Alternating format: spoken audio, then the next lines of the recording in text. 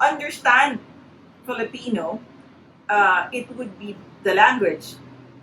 It would be better to understand also in the context of our shifting to English. So Philippines is the name of my country in English, and internationally we are known as Philippines. Okay, so when we refer to our country in Filipino, we say Pilipinas. Some Filipinos, okay, I think most of them were abroad, give it a nickname. Oh, now that's where it's coming from. You're asking me about the nickname. Our country also has a nickname. We call it Pinas.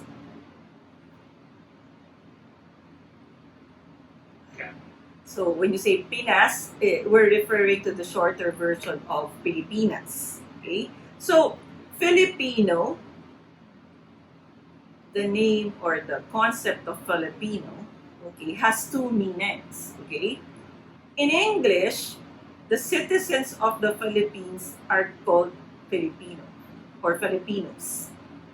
So Filipino is what you call the name of the citizens, and it is also our national language. But this is it. But this is considered English.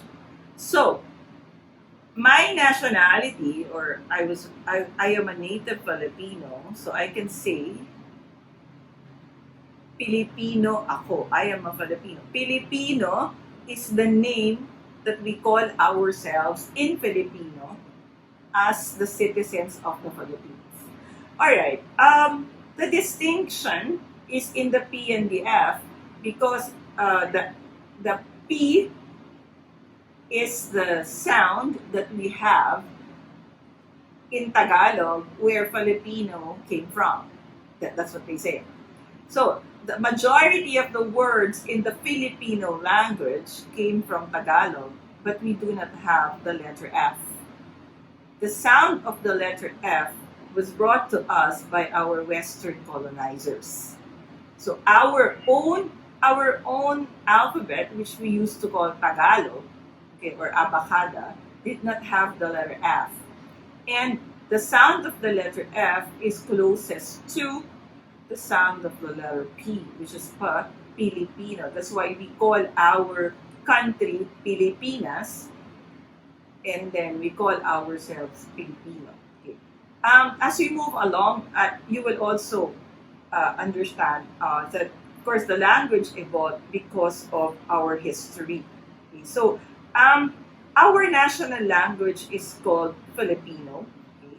But it started, okay, with the name Tagalog. You remember the Taga earlier? This one. Okay, so Taga. Okay, so Taga, Canada, Taga, Pilipinas. So Taga means from, and log, the part of the log is, it combined with ilog, which is river. Okay, so Tagalog, like Filipino, is both, okay, a language, so people, and language. So when we say Tagalog, it is that we refer to people who are river dwellers, okay? And okay, it is also the first Philippine language. There are some linguists or social linguists or even historians, okay, or even those who talk about the Filipino language, refer to Filipino, the language, as the systematic Tagalog. They put a system in Tagalog and called it Filipino. That's another way to look at our language. Okay?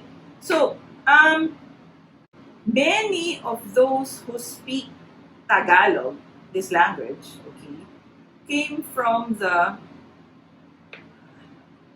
southern Tagalog region. We have a southern Tagalog region, Batangas and Quezon. Okay. This southern Tagalog region speak Tagalog. Okay. Bulacan that is in central Luzon Yeah. also speak Tagalog. Part of southern Tagalog, which is Batangas and Quezon, the deepest Tagalog, the more profound and vocabulary of Tagalog, okay, came from this part, came from these provinces. And most of them have not just river, but parts, water forms. Water forms. So the Tagalog could refer to people who are near bodies of water. Okay? Hence, these provinces in Luzon, okay, are usually by water forms. Okay? When you say Filipino, Filipino evolved from the Tagalog and it started as the Philippine national language. Now we call from Tagalog, now we call it Filipino. So from there, okay, sometime in the 1935, 37, before, along that time, we called our first Philippine national language Tagalog. But in 1987 Constitution, we already call our national language as Filipino. So that is our national language and that is also our official language. Okay. So now, when you study the evolution of the Filipino language, okay, you have to first understand, okay, that Tagalog has already been a language before, and its majority of the words now in Filipino came from this. Okay.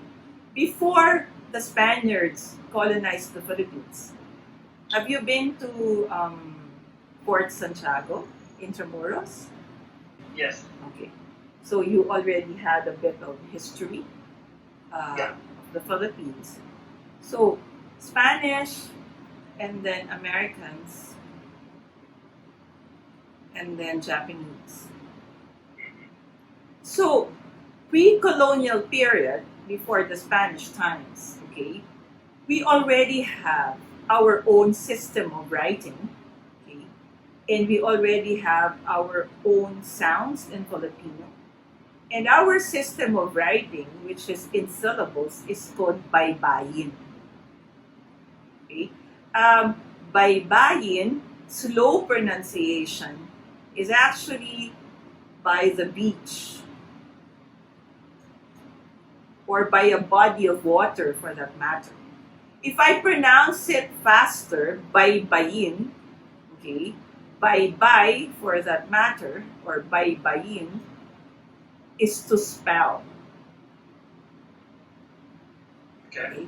However, this baybayin or system of writing and done by the people, started by the people by the river or by the body of water, we're using symbols. Not like this. Not this kind of Roman alphabet, we call it, or the English alphabet. Not like that. It is in symbols and it is in syllables. So it's like abacada. That's why we call our alphabet, when the Spaniards came, it's abacada. And this writer, Lope K. Santos, in 1939, brought back what we call the Tagalog alphabet, which is called abacada.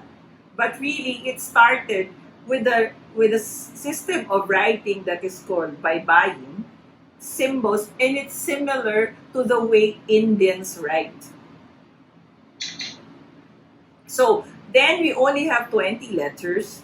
Okay, but now, because we have, apart from other languages in the different parts of the Philippines, we also got the Spanish and the Americans and Japanese words into Filipino. So our alphabet cannot anymore accommodate the other words that evolved into Filipino. So we got the 26 letters of the English alphabet, okay, plus two more letters, namely ñ in Spanish and ng, okay, ng, okay, as part, which is part of our abacada, okay. So we put it all here, so we now have 28 letters. So the Filipino alphabet added two more. So if you compare it to the English alphabet, we have 28 letters, including ñ and ng. ng being a single letter which has its own sound.